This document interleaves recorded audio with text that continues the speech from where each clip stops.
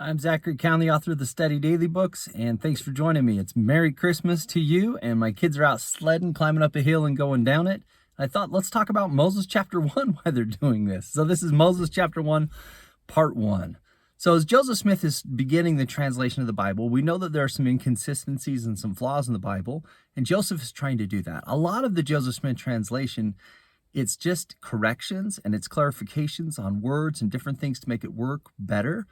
But Moses is the inspired translation of the first 6 chapters of Genesis. And it is not just him clarifying things, it is an inspired revelation. So we start off in Moses chapter 1 with Moses. He's no longer living in Egypt, and he is a shepherd, but he hasn't gone back to deliver people. So this is the beginning of his prophetic ministry. And Moses isn't really sure who he is. Is he a prince? Is he a vagabond? Is he a shepherd? Is he a murderer? Is he rich? Is he poor? He no longer knows who he is. And so the Lord is going to give Moses some divine orientation and direction to let him know who he is so that he can really start living a life with meaning and purpose. And as we study these same things, you'll see them.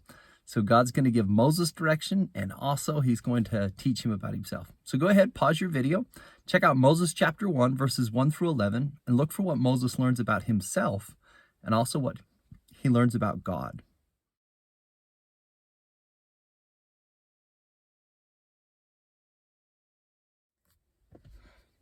Hey, thanks for studying. So you've seen now that God has a tremendous work and introduces himself as an endless being, and his creations never stop. And yet he has work for Moses to do. And he says, look, Moses, you need to understand who you are.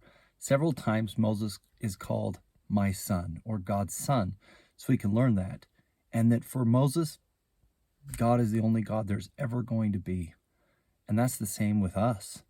Even despite his work and his glory, he is our God and will be. And his whole point is to bless us as he continues in his creative endeavors. And at the end, you get this really cool idea that Moses says, look, I couldn't even look upon God in my natural frame. I had to be changed and transfigured. That's the goal. Now, to come into God's presence for a vision, we have to be transfigured. But also to come into God's presence permanently, we have to be transfigured. And God is helping us to do that, to change us, to orient us, so that we know it's not about how we characterize ourselves, but we come away after coming in contact with God, knowing that we are his children, and that he expects us to become like him by doing his work. And thus, our work is endless too. It's never going to end. We've got things to do and ways to transform and to become and to help people. And it makes a huge difference.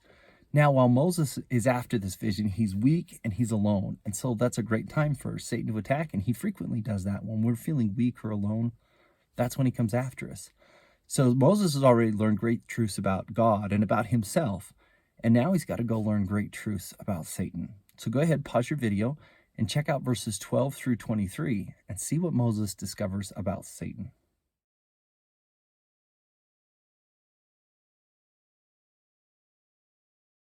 Hey, thanks for studying. So I'm sure some of the things you saw is that Satan loves to belittle us, to demote who we are when he visits with us and talks to us through voices in our head and different feelings that come to us. And he really loves to challenge us with fear. Which one of those tactics does he most use with you? Does he attack you when you're lonely, when you're afraid? Does he belittle you and how you talk to yourself? Here God calls him the Son of God. And here comes Satan. He says, oh, you're just the son of man. Oh, you're just a loser. You're just this. You're too fat. You're too dumb. You're not good enough to do that. Nobody likes you. I hear that voice. And Moses didn't listen to that voice, and we don't have to listen to it either. Well, why didn't Moses listen to it? Because Moses learned the lesson in the first 11 verses, that he's a son of God or a daughter of God and created in the image of God. So he thinks differently about himself when he really learns that. When did you learn that?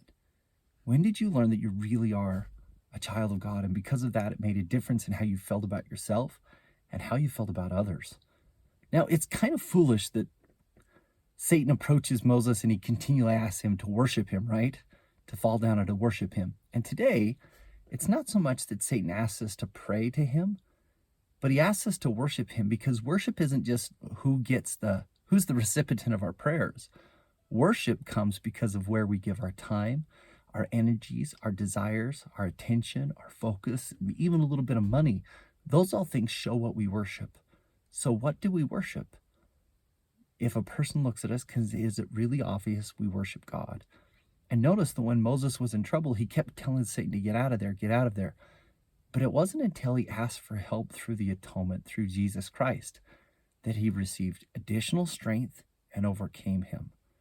We have to. The only way to defeat Satan and his belittling, fear-creating tactics are for us to rely on the atonement, to know that we really are children of God and that we're good enough.